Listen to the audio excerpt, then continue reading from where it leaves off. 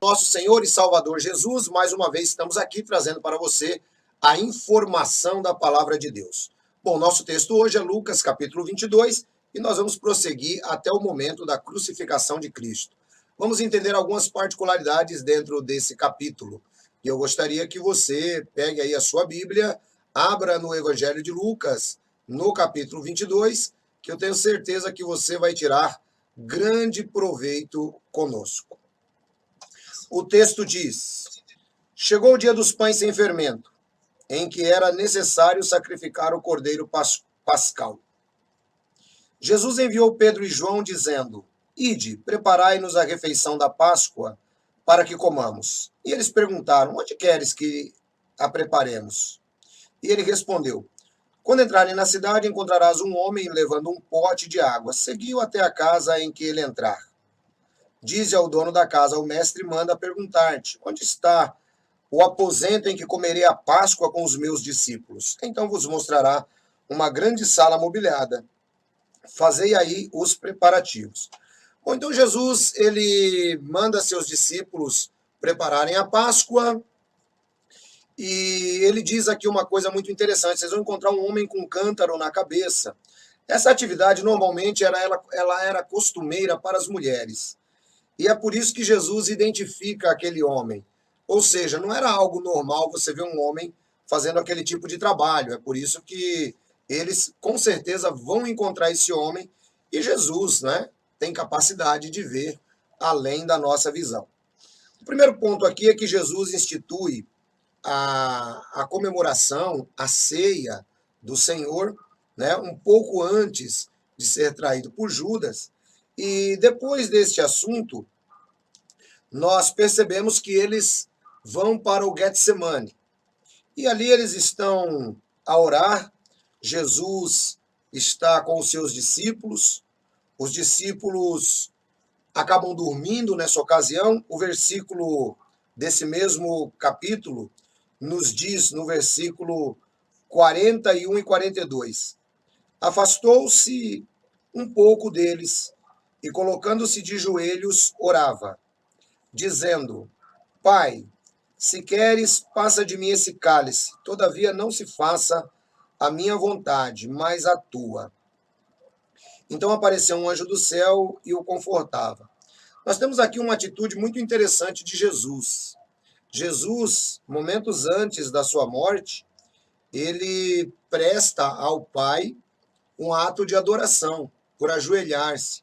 A palavra grega que aparece aqui é proskinel. E essa palavra, quando ligada à divindade, como é o caso de Jesus ou do próprio Pai, ele ajoelha-se e ele diz: se queres, passa de mim este cálice, todavia não se faça a minha vontade, mas a tua.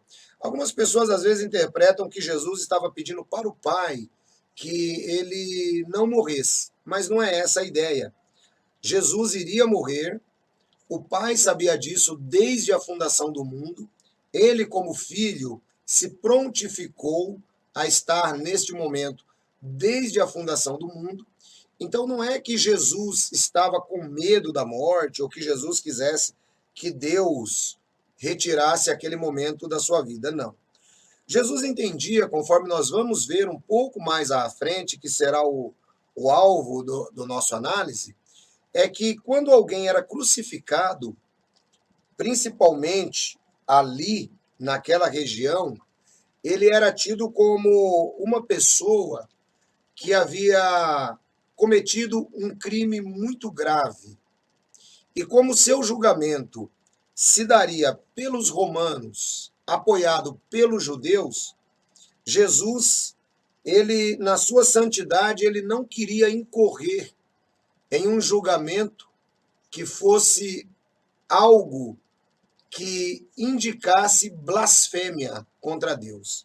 Essa é a ideia. É por isso que Jesus pede que afaste aquele cálice. Ele não queria tornar-se, aos olhos dos outros, um blasfemador de Deus. E o texto prossegue quando Jesus é preso. Posteriormente, nós vamos ver Pedro negando Jesus, Pedro sendo conduzido perante o Sinédrio. Aqui tem um detalhe muito interessante no capítulo 22, no versículo 67. Jesus é julgado à noite.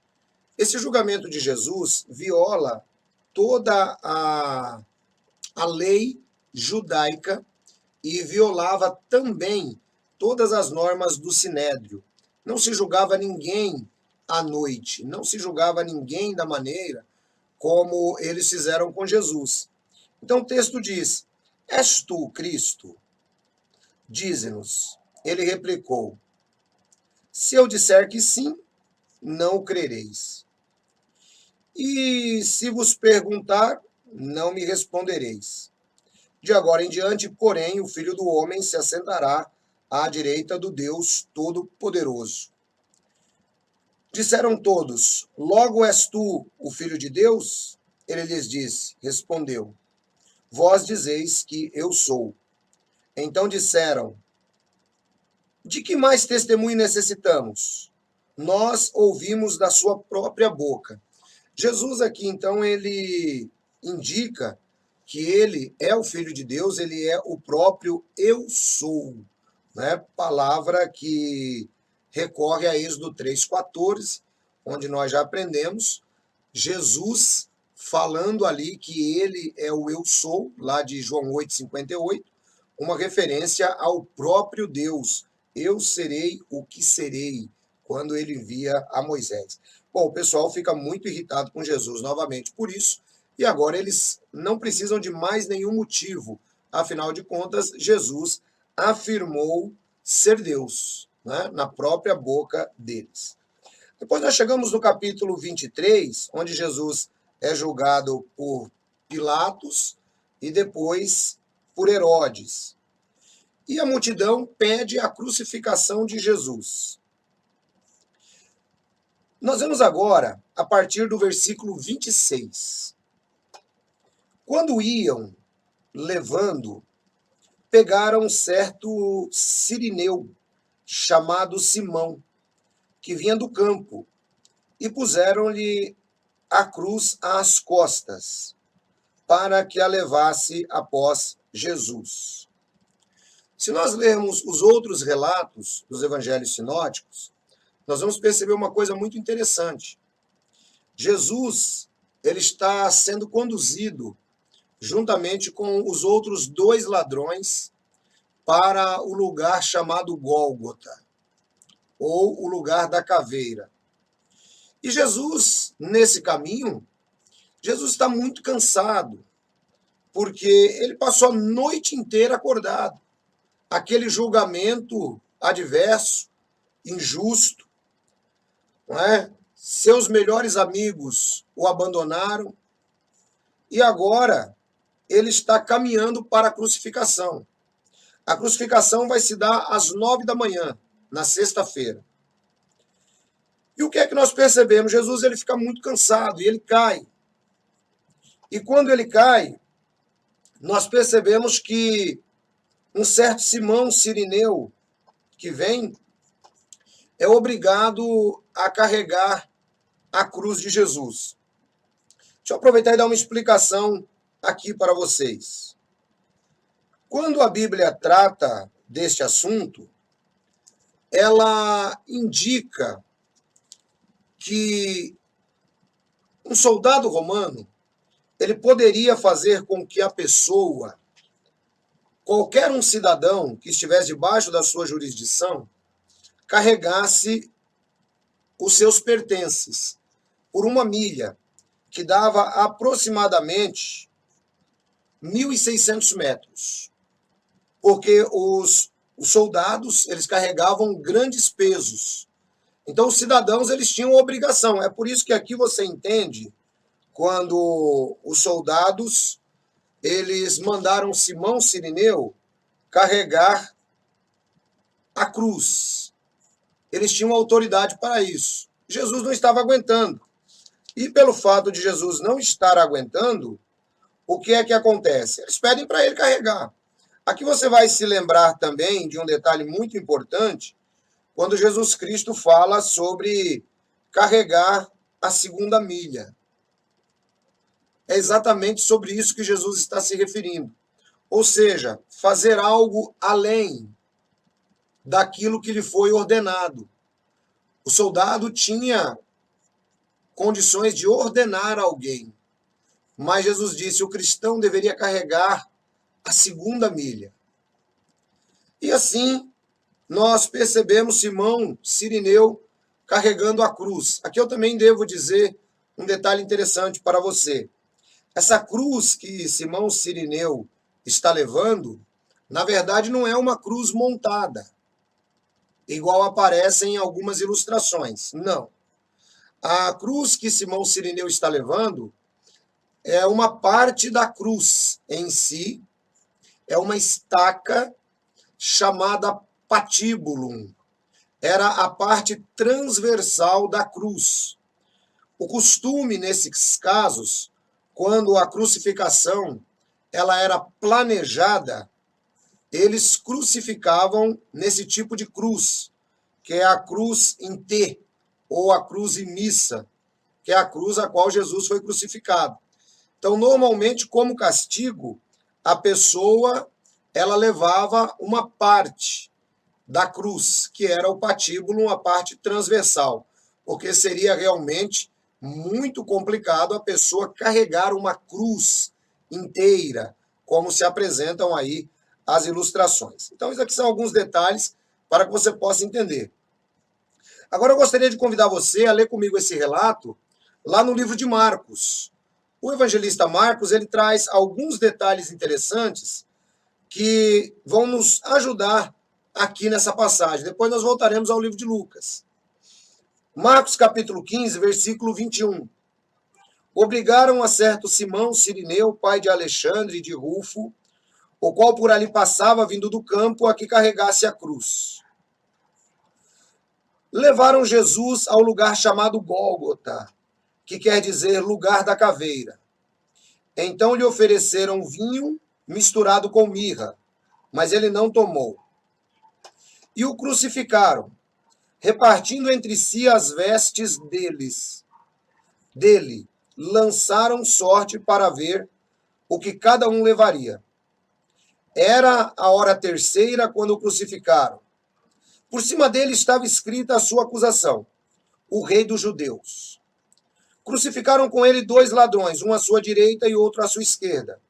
E cumpriu-se a escritura que diz: com malfeitores foi contado. Os que passavam blasfemavam dele, meneando a cabeça e dizendo: ah, tu que destróis o templo e em 3 dias o edificas, desce da cruz e salva-te a ti mesmo.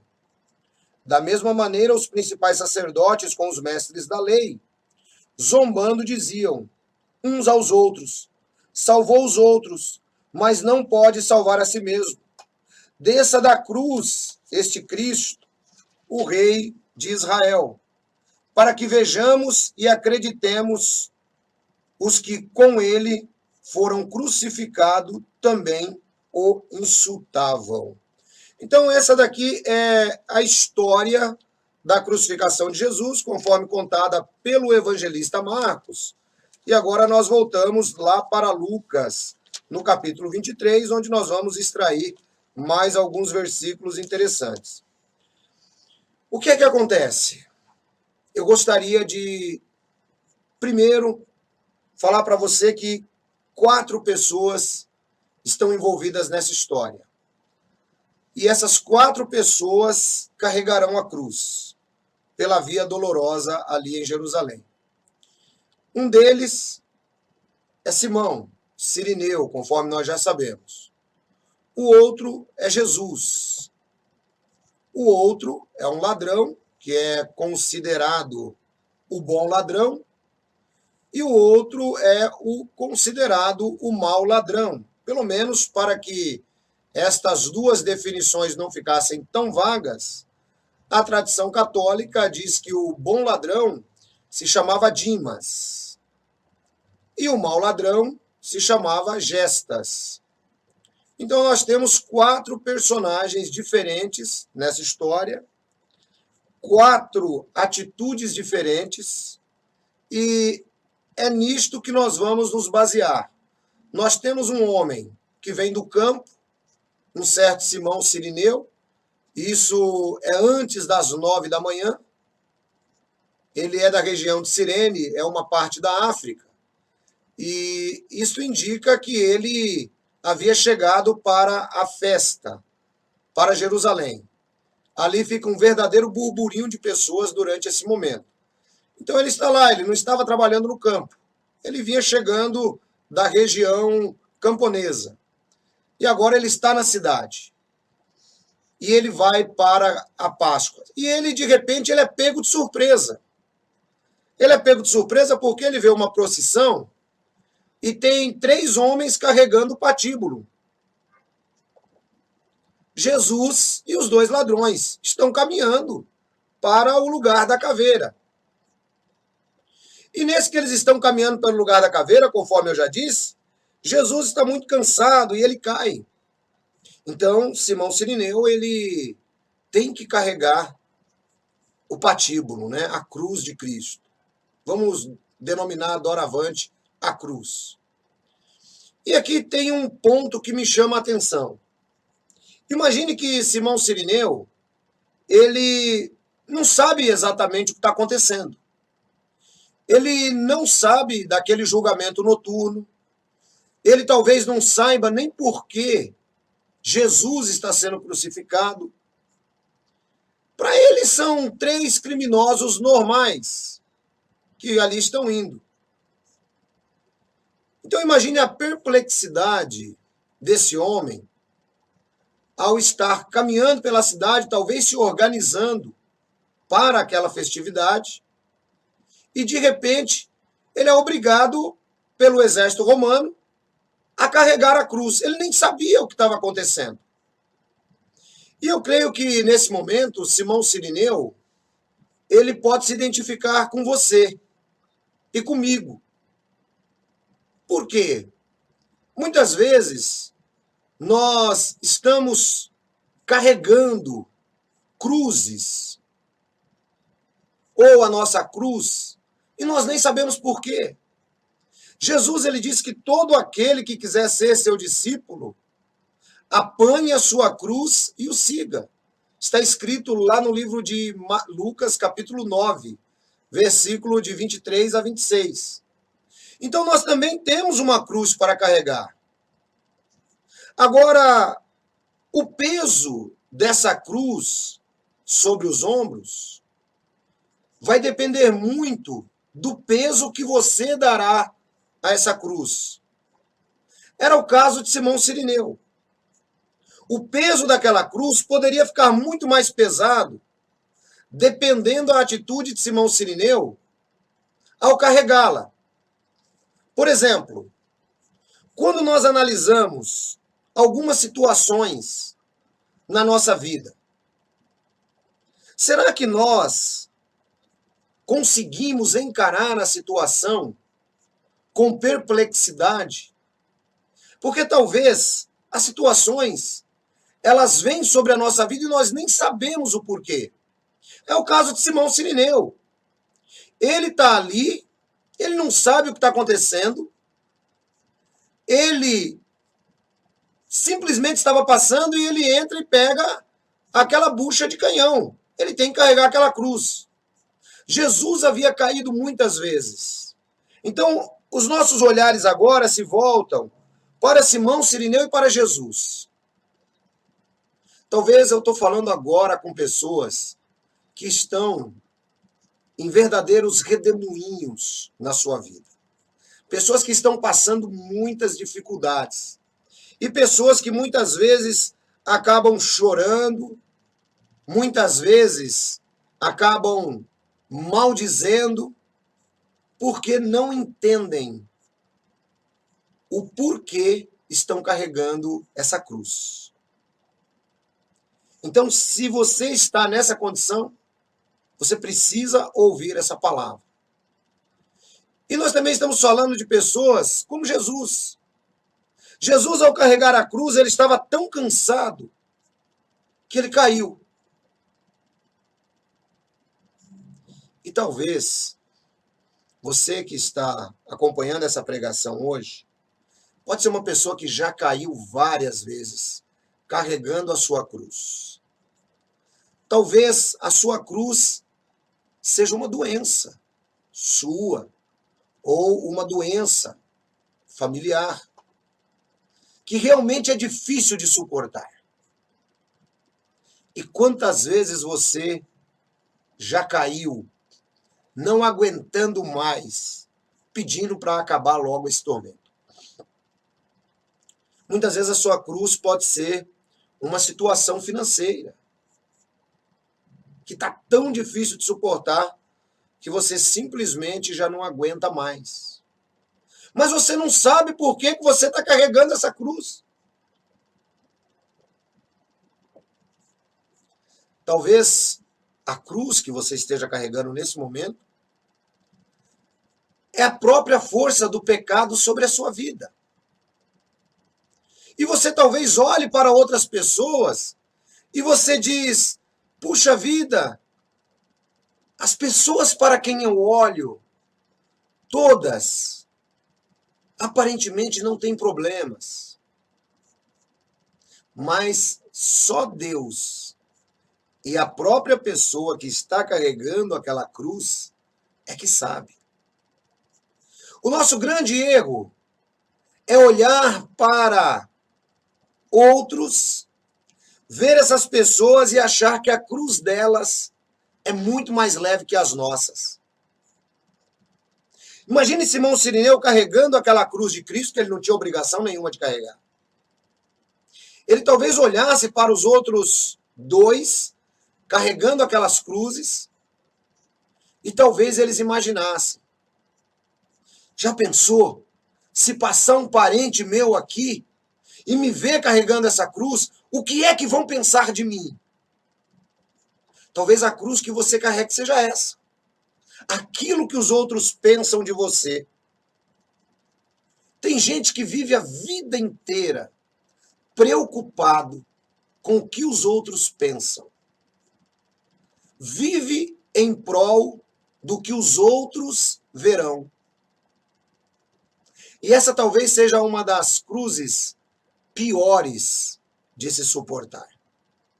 Porque é terrível você viver o tempo inteiro sob um próprio júdice, a partir de algo abstrato que você nem sabe se existe.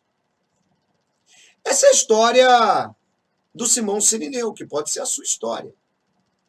Essa é a história de Jesus quando cai, que pode ser a sua história. Muitas vezes, você fica muito triste, você chora com essa cruz que você está carregando. E você tenta buscar explicações e você não encontra. Então, as melhores explicações que você encontra são: olha, é porque Deus quis assim. Mas se Deus é amor, Deus ele não quer assim. Deus ele não quer o mal do ser humano. Logo, essa explicação, ela não condiz. Talvez você encontre pessoas dizendo que essa cruz tão pesada que você está carregando é porque o diabo está lhe jogando algumas maldições. Mas a Bíblia diz que aquele que está em Cristo, o maligno não toca. Talvez você ache que essa cruz que você está carregando hoje é resultado de pecados passados. E a Bíblia diz no livro de Colossenses, capítulo 2, versículo 14, que toda a cédula manuscrita da dívida que havia contra nós, ela foi rasgada no céu por ocasião da morte de Jesus. Exatamente isso. Então, talvez você continue nesse tom de perplexidade. Porque a pior coisa que pode haver para um ser humano é não saber o porquê está lhe acontecendo algo. Nós temos o caso de Jó. Jó, de repente, diz a Bíblia que ele era o mais rico dos orientais. E ele, de um dia para o outro, ele perde tudo. Ele perde tudo que lhe era mais precioso. ele perde a família, ele perde todo o dinheiro que ele tinha. E Jó não sabia o que estava acontecendo com ele. Mas, no meio daquela cruz que Jó tinha que carregar, o que é que aparece? Aparecem 4 pessoas que vão tornar a cruz de Jó muito maior. E nesse momento eu quero falar com você, que muitas vezes está dando ouvidos a pessoas que vão fazer a sua cruz ficar muito mais pesada. Uma das pessoas foi a esposa de Jó. Ela diz assim: olha, Jó, amaldiçoa Deus e morre. Tipo, entrega os pontos. Tá tudo perdido. Não dá. Nós tínhamos tudo. Não temos mais nada. É melhor você morrer. E Jó estava com feridas desde o alto da cabeça até a sola dos pés. Diz a Bíblia que Jó pegava um caco de telha para coçar as feridas. Então imagine a situação terrível desse homem, mas aquela era a cruz dele. E depois diz a Bíblia que vem 3 amigos para consolar Jó: Bildade, Elifaz e Zofar. E eles chegam diante de Jó, eles ficam uma semana sentados a uma certa distância, olhando a dor de Jó. Depois eles decidem falar. E quando eles decidem falar, era melhor que eles ficassem quietos. Um deles diz: Jó, você era uma pessoa que ajudava tantos outros. Você está vendo que dá? Quem está te ajudando agora? O outro diz: olha, Jó, deve ser porque você tem pecado escondido. E o outro diz que Deus não ouve seres humanos. Por que eu estou contando isso para você? Não deixe que pessoas tornem a sua cruz mais pesada do que ela já é. Não deixe que amigos funestos, como os amigos de Jó, façam você ser jogado para baixo. As palavras, elas têm um poder fantástico na mente humana. Não como a teologia da prosperidade ensina. Não. Mas elas têm um poder de fazer com que você decole ou fazer com que você seja jogado para baixo. Então aprenda a olhar pessoas que vão ajudar a sua cruz se tornar mais leve, se você não sabe por que você está carregando essa cruz. Agora eu penso que ao chegar no final, e quando Simão ele devolve a cruz para Jesus, eu acredito que ele deve ter raciocinado e pensado o seguinte: apesar do medo de outros verem ele carregando a cruz, haviam testemunhas o suficiente que viram que ele tinha sido obrigado a fazê-lo. E talvez, quando ele chega no final, ele diz assim: sim, eu carreguei essa cruz, mas eu não tenho nada a ver com essa história. Eu não sei nem por que aqueles homens estavam carregando cruzes. Então, nessa manhã, eu quero aproveitar e falar uma coisa que pode ajudar a aliviar você. O que você está passando não é por causa de você. O que você está passando não é porque o diabo está tentando te destruir. Não é porque o diabo está tentando lançar tentação em cima de você. Não é porque você está sujeito à lei do karma, como os hindus estão. Não. Você está sujeito às mesmas futilidades que todo ser humano está. Romanos 8,18, onde todos nós aguardamos a gloriosa liberdade dos filhos de Deus. Então pare de se preocupar tanto e pare de tentar achar motivos para a sua cruz. Carregue-a. Jesus Cristo diz: se você quer vir após mim ou se você quer me seguir, pegue a sua cruz e siga-me. Talvez vai ser pesado, mas não fique se culpando. Talvez vai ser difícil, mas aceite a circunstância. Vai doer muito menos. Procure fazer com que esses momentos difíceis na sua vida façam de você uma pessoa melhor.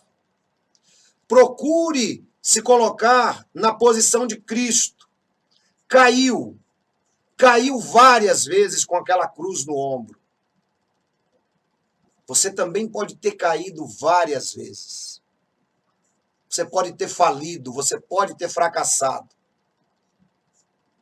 Mas a Bíblia diz: o justo cairá até 7 vezes, e Deus o levantará. Se ponha primeiro na posição de Cristo, e depois se ponha na posição de Simão, o cirineu.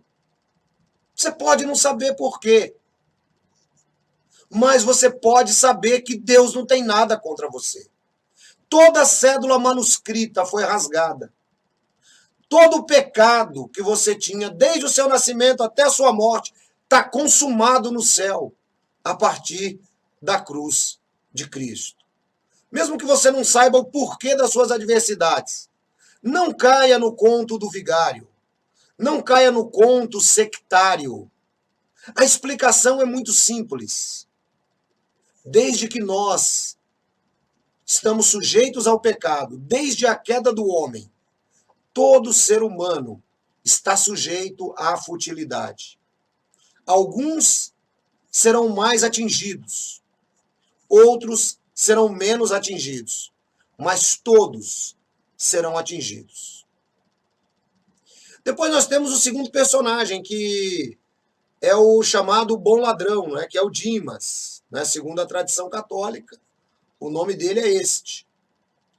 E o que é que faz a gente prestar atenção nesse ladrão?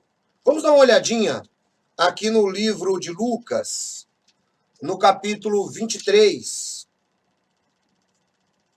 No capítulo 23, no versículo 42.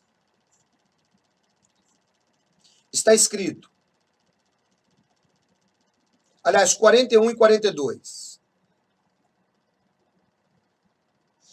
Bom, para ficar completo o texto, vamos pegar desde o versículo 39. Um dos criminosos crucificados o insultava, dizendo: se tu és o Cristo, salva-te a ti mesmo e a nós. Mas o outro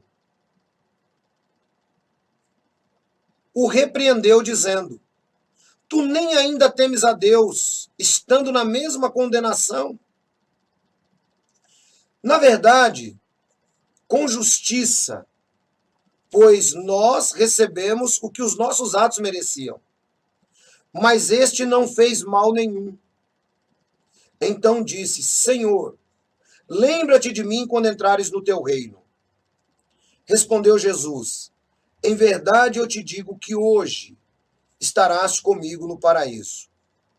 Note que os dois criminosos estão ali com Jesus. Nós vamos falar sobre o terceiro criminoso depois.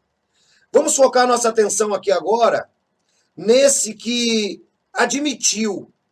Ele diz: olha, você não teme a Deus nem mesmo na hora da morte. Nós merecemos essa condenação, mas ele não merecia. Qual é a lição que nós pegamos aqui desse ladrão? A lição que nós pegamos desse ladrão é a seguinte: veja que ele aceitou a condenação. Ele aceitou que realmente ele merecia ser crucificado. E aqui tem um detalhe muito interessante. Quando você aceita as situações da sua vida, o sofrimento passa a ser um pouco menor. É o caso desse ladrão. Talvez enquanto ele carregava a cruz, juntamente com Jesus, Simão Cirineu e o outro parceiro dele, ele talvez relacionasse o seguinte: eu estou carregando essa cruz, mas eu tenho culpa nesse negócio. A cruz daquele homem, com certeza, ficou muito mais leve do que a de Simão, que não sabia por que estava carregando. E ficou muito mais leve do que a do outro, porque o outro estava carregando muito ressentido. O que eu quero dizer para você hoje? Tem pessoas que passam pela vida e não aprendem a aceitar os seus próprios fracassos. Não aprendem a aceitar os seus próprios erros. Não aprendem a aceitar a imperfeição dos outros. Existem pessoas que são assim. E elas vão ficar idosas. E vão morrer exatamente assim. Sem aprender o que de melhor a vida tem. Que é quando você passa a aceitar que você é apenas um ser humano. Que você está sujeito a fracassos. Que você está sujeito à derrota. Que você tem que carregar a sua cruz se você realmente deseja ser um discípulo de Jesus. E aí fica muito mais fácil para que você carregue a sua cruz. Note que no caso dele, reconhecer o pecado dele trouxe uma maravilhosa perspectiva na vida dele. Por quê? Porque quando você reconhece os seus erros, você abre as portas para um novo começo. A Bíblia diz que o homem repreendido muitas vezes, mas que endurece a sua cerviz, ele será quebrantado como que sem cura. Quando você é repreendido por você mesmo ou por outros, e você não aceita, você vive simplesmente como o dono da opinião, vai acontecer com você exatamente como o segundo ladrão, que nós vamos considerar daqui a pouco. Mas no caso desse ladrão, reconhecer que ele era um pecador, que ele merecia a morte, foi, na verdade, o trampolim para a vida eterna. Veja que Jesus disse para ele: em verdade eu te digo que hoje estarás comigo no paraíso. 3 homens, 3 cruzes. 2 destinos diferentes. Por quê? Eu quero lembrar, antes de falar desses 2 destinos diferentes, eu quero lembrar a você que a mensagem do Evangelho, ela se centraliza nas pessoas que são pobres de espírito. São pobres de espírito. Jesus disse: bem-aventurados os pobres de espírito, porque deles é o reino dos céus. E o que significa ser pobre de espírito? Significa você estar consciente de Deus. Significa você estar consciente da necessidade. E, ao mesmo tempo, face o contraponto do ser humano com Deus. A corrupção versus a incorrupção. O divino versus o profano. Essa é a ideia. O Evangelho é exatamente para esse tipo de pessoas. Você talvez vai se lembrar quando Jesus ele disse, lá no livro de Lucas, no capítulo 18, sobre o fariseu e o publicano. Dois homens com dois destinos diferentes. Por quê?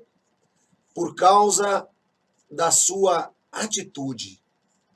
Atitude faz toda a diferença no ser humano.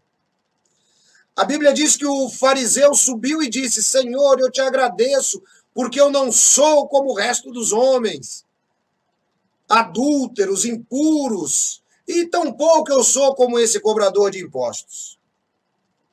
Mas o outro diz simplesmente assim: Senhor, tem misericórdia de mim, pecador. E a Bíblia diz que o segundo desceu justificado.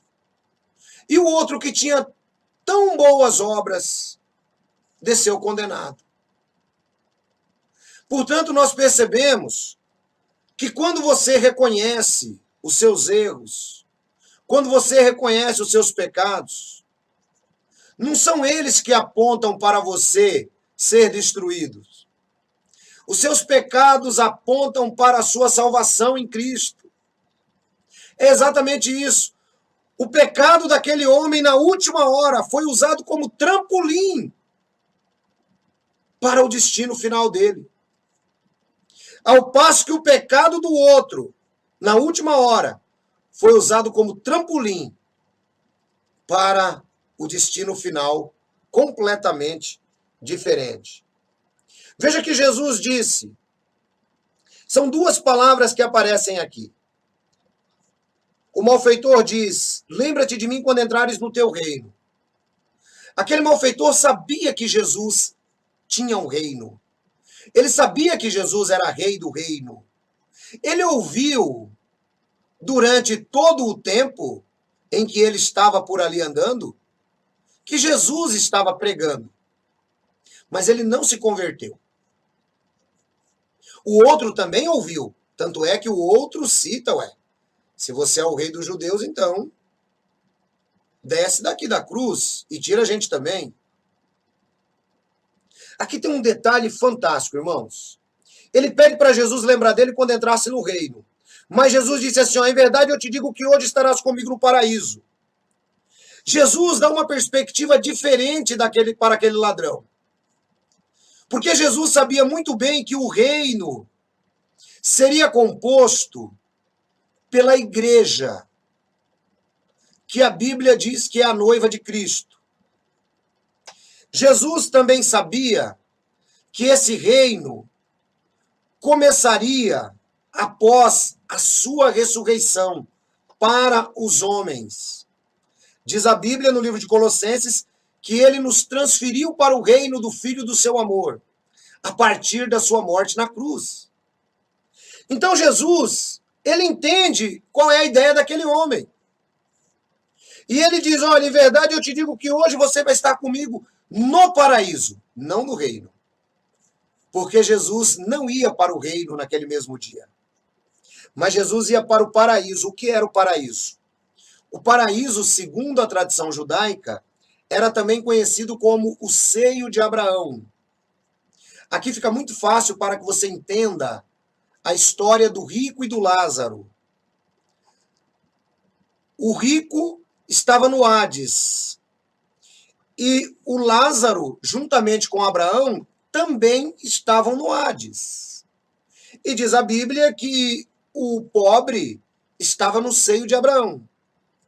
De modo que os judeus entendiam que o Hades, ele tinha dois compartimentos. A parte mais baixa e a parte mais alta. A parte mais alta era para onde os justos iam. E a parte mais baixa era para onde os injustos iam. É assim que nós entendemos ainda na teologia cristã. De modo que o destino daqueles três homens foi um destino completamente diferente. Jesus, juntamente com aquele malfeitor, vão exatamente naquele mesmo dia para o seio de Abraão. Eles vão para o paraíso. eles vão para o local da ressurreição dos justos. Ao passo que aquele outro malfeitor, ele desce nas maiores profundezas da vida, por conta da sua atitude. De modo que a beleza da mensagem cristã é exatamente essa. De que Jesus, ele veio não para aqueles que estão bons. Ele não veio para aqueles que estão sãos. Ele veio para os doentes. A mensagem do Evangelho é uma mensagem que trabalha diretamente contra nós. E você só pode entender salvação quando você entende que o Evangelho trabalha contra você. E talvez você diga, mas como contra mim? Sim, o Evangelho trabalha contra mim. Porque o Evangelho, ele indica que eu sou um desses que preciso de Jesus. O Evangelho, ele indica que eu preciso derrotar a mim mesmo. O Evangelho indica que eu preciso derrotar a minha soberba. O Evangelho indica que eu preciso derrotar o meu orgulho. O Evangelho indica que eu preciso derrotar o pecado. O Evangelho, ele trabalha completamente contra mim e trabalha contra você. Mas é exatamente para esses que estão cônscios do Evangelho que Jesus diz, eu não vim para os que estão bem de saúde. Eu vim para os que estão mal. É exatamente você que reconhece que é pecador. É exatamente você que reconhece que precisa quebrantar o seu orgulho. Você que reconhece que precisa, muitas vezes, derrotar os seus caprichos. O Evangelho é para você. O Evangelho não era para aquele fariseu. O Evangelho não é para pessoas orgulhosas. O Evangelho é para pessoas que olham para o céu e dizem, sê clemente comigo, pecador. É para essas pessoas que é o Evangelho. Algumas pessoas às vezes dizem, mas puxa vida, então quer dizer que aquele malfeitor foi salvo na última hora? Foi. Foi salvo na última hora. Assim como todos nós vamos ser salvos na última hora. Aquele malfeitor será ressuscitado e julgado por Jesus favoravelmente para a vida eterna.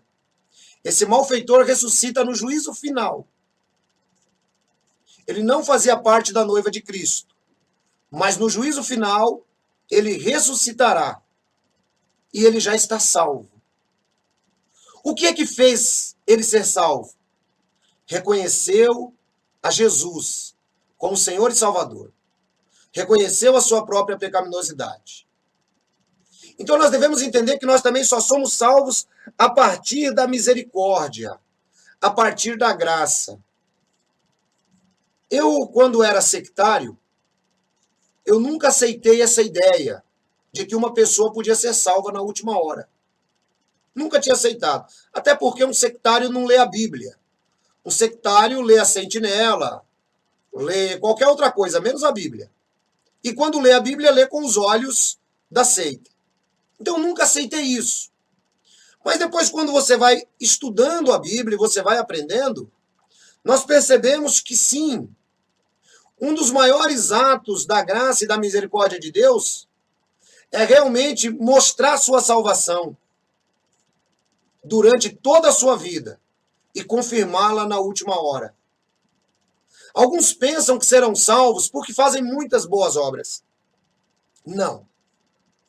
A salvação é apenas para aqueles que reconhecem o naufrágio da sua vida. Eu assisti um filme há alguns anos atrás que chamava-se Náufrago. Era o Tom Hanks. E eu sei que ele acaba ficando sozinho no meio do mar. Só tem ele, o resto de uma jangada e uma bola. Uma bola de vôlei da marca Wilson. É um filme que, acho que para o produtor foi a coisa mais fácil de fazer, porque só tem praticamente um ator, que é ele. E o filme todo só gira em torno dele. E uma coisa que eu me lembro nesse filme é a luta dele para se agarrar ao que não tem. Pedaços de madeira do navio para poder chegar numa outra ilha. Essa ilustração, ela é clara.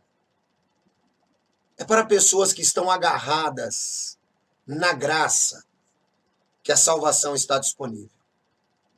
Para quem consegue transitar nessa vida, nos belos iates da vida, para quem consegue transitar nessa vida nas melhores condições, sem reconhecer a Jesus Cristo como o seu porto seguro, realmente terão o mesmo destino do segundo ladrão. Não adianta pensarmos que vamos acumular alguma coisa para que no final da vida sejamos salvos pelo que fizemos. Não. Vamos ser salvos no final da vida e pela graça. Porque nós já fomos salvos antes da fundação do mundo e confirmados no momento da nossa morte, onde nós confirmamos realmente a nossa salvação. E isso aqui é bastante interessante, porque pessoas orgulhosas, pessoas que não reconhecem quem são, pessoas propensas a sempre se desculparem, que é um sinal de orgulho, são pessoas que terão muita dificuldade em reconhecer a Jesus. Assim como aquele outro malfeitor. E é dele que nós vamos falar agora. Vamos lá. O texto diz: um dos criminosos crucificados o insultava, dizendo: se tu és o Cristo, salva-te a ti mesmo e a nós. Aqui tem um detalhe muito interessante, irmãos. Esse ladrão, ele está numa amargura terrível na hora da morte. Ele foi condenado pelos mesmos crimes que o outro ladrão. Mas veja que atitude diferente. Ele tem uma atitude amarga, ele tem a atitude de um homem que não se reconciliou consigo. A cruz desse homem foi muito pesada para que ele carregasse. A atitude dele era que o mundo morresse junto com ele. E aí o que é que ele faz? Ele faz o que é comum a pessoas dessa maneira. Ele passa a ofender Jesus. Ele passa a atacar Jesus. Mas o que é que Jesus tinha feito para ele? Jesus não tinha feito nada. A única coisa que Jesus faz é levar uma mensagem de amor àquelas pessoas. E pessoas dessa maneira, está aqui um terceiro ponto para você. São pessoas que você deve se guardar delas. Porque são pessoas que simplesmente vão estar propensas a lançar sobre você toda a amargura e toda a insatisfação que ela teve com a vida. Em uma certa ocasião, eu fui convidado a pregar para uma pessoa que estava no hospital. E o cunhado dele falou assim para mim: ancião, vamos lá, porque ele vai morrer. Eu queria muito que ele aceitasse Jesus como Senhor e Salvador. E eu fui lá. Eu me desloquei de Campinas ao Hospital das Clínicas em São Paulo. Quando cheguei lá, falei um pouco a palavra de Deus para ele.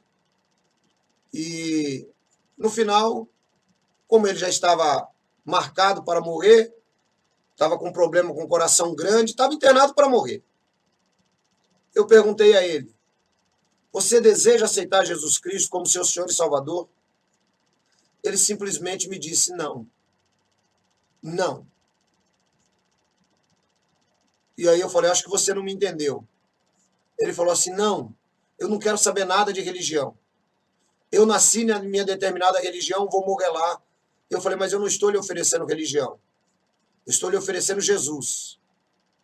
E ele, pela terceira vez, ele disse não. É exatamente a atitude do ladrão que estava crucificado ao lado de Jesus. É o ser humano, é a atitude humana, culpando a todos, menos a si próprio. São pessoas que atacam. Eu me lembro que Dale Carnegie diz no seu livro Como Fazer Amigos, sobre o caso de um dos maiores gangsters que os Estados Unidos já conheceu. Chamava-se Togan. Ele, numa caçada, ele é encurralado no apartamento da sua namorada e ele sabe que ele vai morrer, ele está baleado. Mas ele tem um pouco de tempo para escrever uma carta a quem possa interessar. E a carta dele ficou marcada porque ele diz que debaixo de tudo aquilo que eles chamavam de maldade, veja, de tudo aquilo que eles chamavam de maldade, batia um coração que era inofensivo, até para com um animal, de fazer mal. Esse é o ser humano. Culpa a todos, mas não consegue culpar a si próprio. Então, talvez nessa manhã nós estamos falando com pessoas que têm a atitude do mau ladrão. Até acham que estão servindo a Cristo, mas não conseguem culpar-se em momento algum. São pessoas que, aparentemente, nem pecadores são. E essa inadmissão de quem você é, essa inadmissão para com Jesus, é que vai jogar a pessoa nas maiores profundezas da escuridão desta vida. Não é nenhum inferno de fogo. Não. É na escuridão desta vida. E não é a ausência de pessoas. É a amargura dentro de si próprio. Porque cada ser humano tem noção de quem é. Cada ser humano, quando põe a cabeça no travesseiro, sabe que ele rejeitou bons conselhos, sabe que ele magoou outros. Todo ser humano tem essa capacidade de julgamento. Mas muitos não conseguem ultrapassar a sua própria vitimização. E aí, simplesmente, acabam projetando nos outros toda aquela amargura. São pessoas que não conseguem desculpar-se. São pessoas que não conseguem reconciliar-se consigo mesmo. São pessoas que não estendem o perdão para o próximo.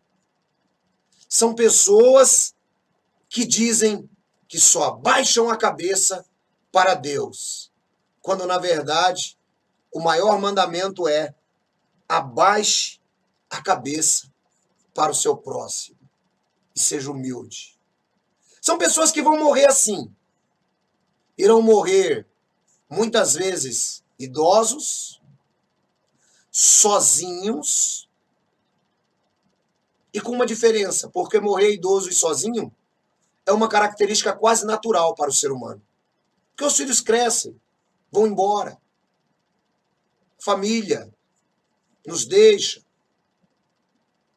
A esposa morre, o esposo morre. Às vezes a pessoa vai terminar os dias dela sozinho. Mas a diferença toda está em quem ela foi durante a vida. Quais são as boas recordações que ela teve? Essas boas recordações se tornam um presente de Deus para a pessoa. E serão a companhia dela até o último suspiro de vida. Agora, aqueles que não perdoaram, aqueles que viveram sendo muito mais do que os outros, aqueles que viveram de modo soberbo, de modo egoísta, eles também ficarão velhos, idosos e sozinhos. Mas com uma grande diferença. sem nada que lhes acalente o coração em matéria de recordação. Morrerão ao passo que os que são gratos, como o primeiro ladrão, podem até morrer sós, mas acompanhados de um mundo inteiro de recordações. Essa é a ideia. E aí, por último, nós temos o próximo homem que morreu, que é Jesus. Vejam, 4 homens, 3 cruzes, 4 histórias. E o que é que a história de Jesus nos traz? A história de Jesus nos traz também o momento da crucificação. Em primeiro lugar, Jesus, ele também estava ali carregando a sua cruz, dividindo com Simão Cirineu. Simão Cirineu foi obrigado a carregar a cruz porque o soldado mandou.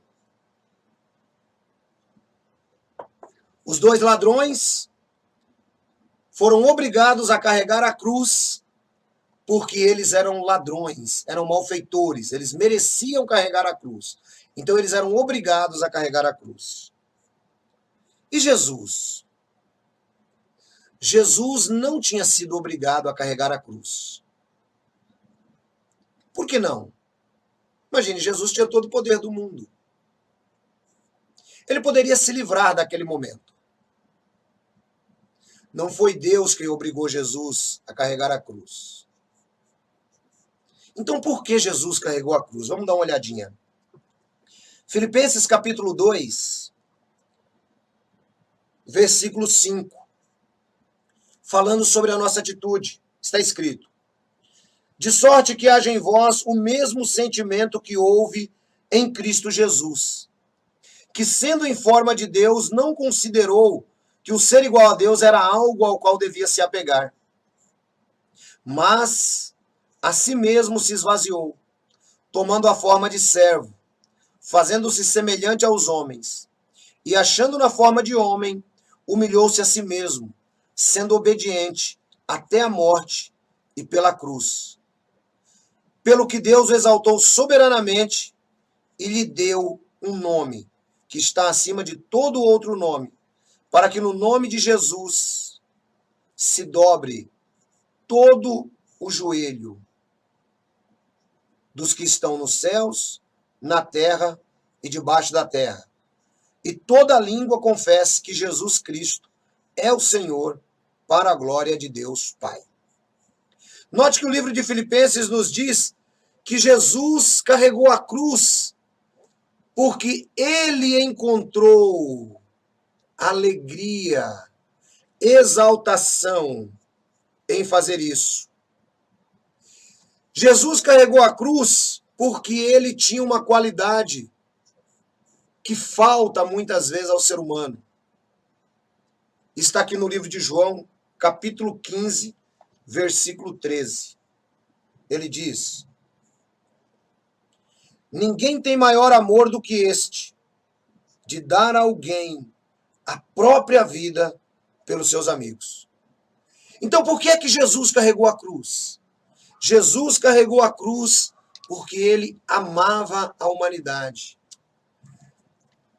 Deus amou o mundo de tal maneira, o texto aqui é muito claro, é uma maneira simplesmente indescritível que Deus, na sua concepção de triunidade, Pai, Filho e Espírito Santo, amam a humanidade de uma maneira indescritível no grego koiné.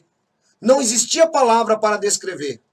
Então João simplesmente diz, de tal maneira que deu seu Filho unigênito. De tal maneira. Ou seja, eu não sei qual é a maneira. Então Jesus, ele carrega a cruz porque ele amou a humanidade. Segundo aos Coríntios 5,14. Pois o amor de Cristo nos constrange, nos envergonha, julgando isto, um morreu por todos, Logo, todos morreram.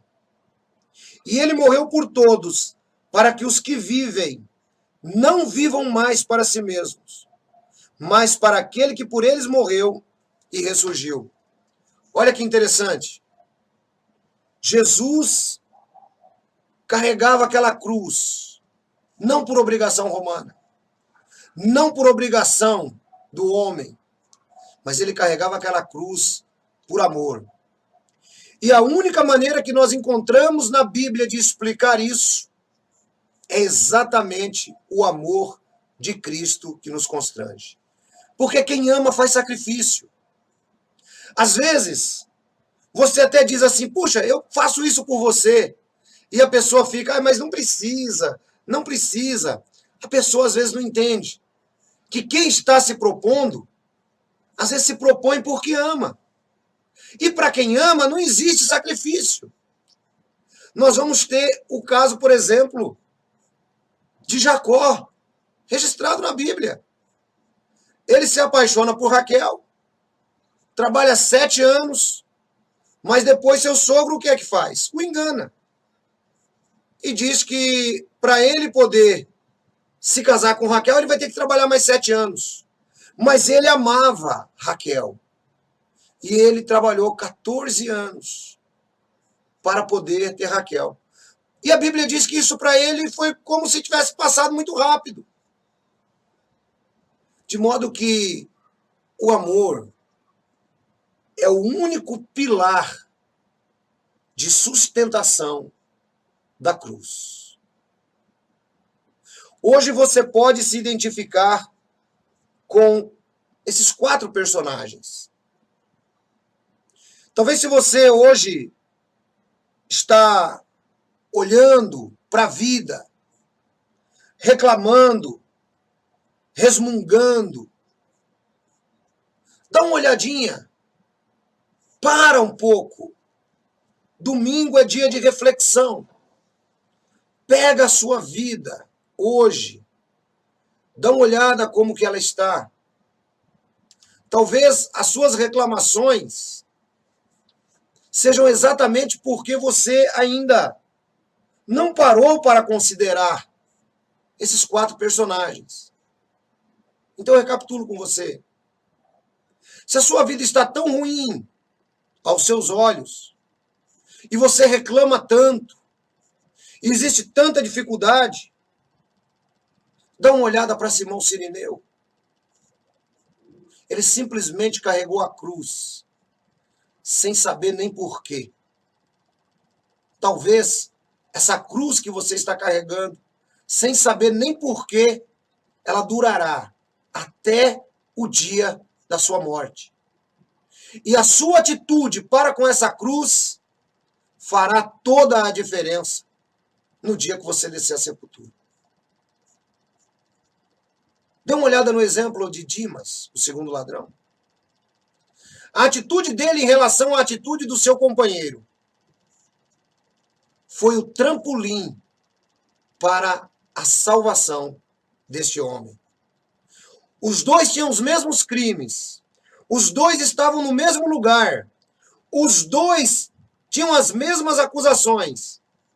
Mas um tinha a atitude de que a cruz que ele estava carregando poderia ser mais leve se ele aceitasse que ele era um pecador e que ele precisava de Jesus.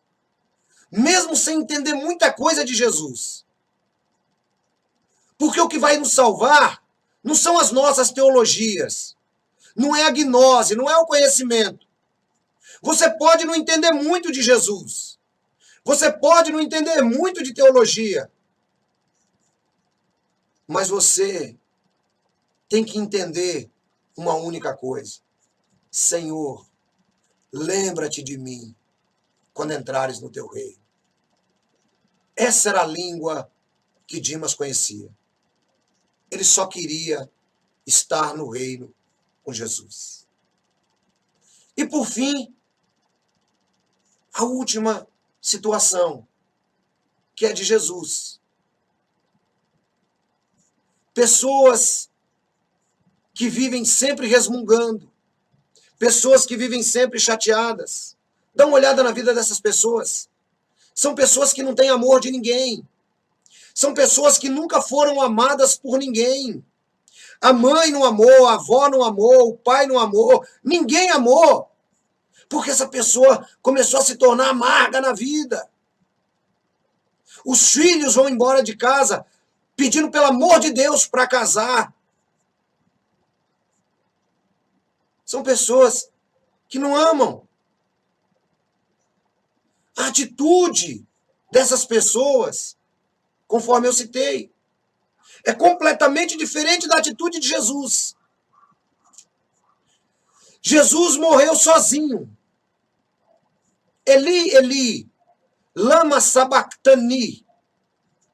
Deus meu, por que me desamparastes? Aquela era a hora que apenas ele poderia encarar sozinho. Mas ele encarava aquela hora com satisfação de que o projeto criado na eternidade de salvação do homem estava consumado. Ele morria sozinho, mas com a satisfação de que ele havia machucado a cabeça da serpente. Ele morria sozinho, mas morria com uma alegria soberana de boas recordações e olhando para o futuro. Hoje, com mais de 2 bilhões de pessoas na face da terra professando ser seguidores de Jesus e confessando Jesus como Senhor e Salvador. Está em tempo de mudança. Pensa em qual desses quatro homens você pode começar a meditar o seu destino. Toda a diferença na hora da sua morte será feita pela atitude que você teve em cada situação na vida. Tem pessoas que irão descer à sepultura satisfeitos, alegres, mesmo morrendo, porque estão em Cristo. E tem pessoas que irão descer à sepultura amargos para aguardar o juízo final, porque nunca conheceram o amor de Deus.